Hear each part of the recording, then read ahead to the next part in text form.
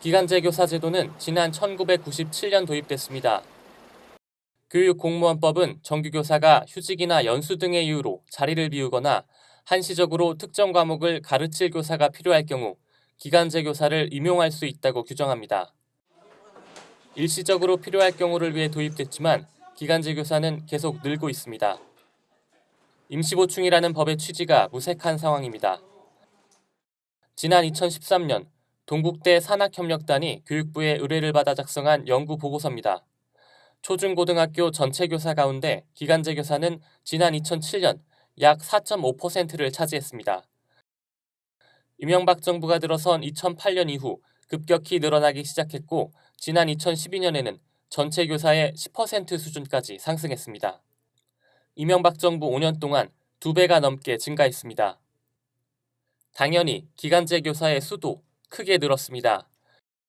기간제 교사의 수는 2006년까지 증가와 감소를 반복했지만 2만 명을 넘어서진 않았습니다. 하지만 이명박 정부 마지막 해였던 2012년에는 3만 8천 명에 달했습니다. 전문가들은 이명박 정부에서 기간제 교사가 증가한 원인이 정부의 정책에 있다고 분석합니다. 근데 이것보다 더 중요한 건 정부가 최근에 신규 교육 정책에 특수교사나 영어교사 같은 곳에 기간제 교사를 채용하는 비율이 높아졌고 또 기간제 교사를 정규직 전환하는 비율이 그렇게 증가하지 않는다는 거죠. 결국은 정부가 이 비정규직의 상황을 교육 현장에서 감소하거나 정체시키려는 것보다 증가시키는데 방치한 측면이 있다.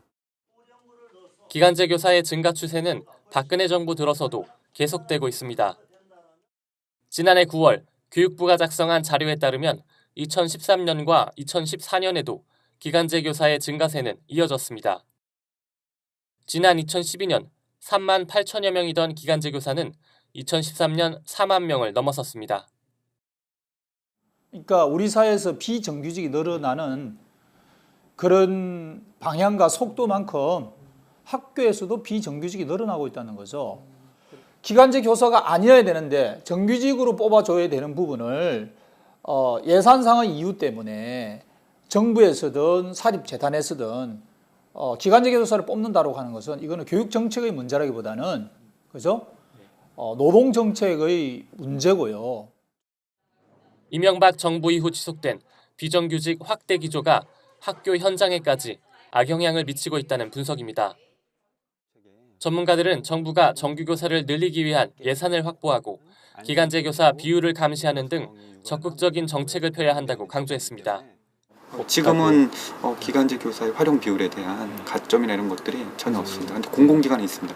그것도 대단히 중요한 지표로 지금 도입되고 있는데 교육 현장에는 그 비율이 지금 현재 검토되고 있지 않죠.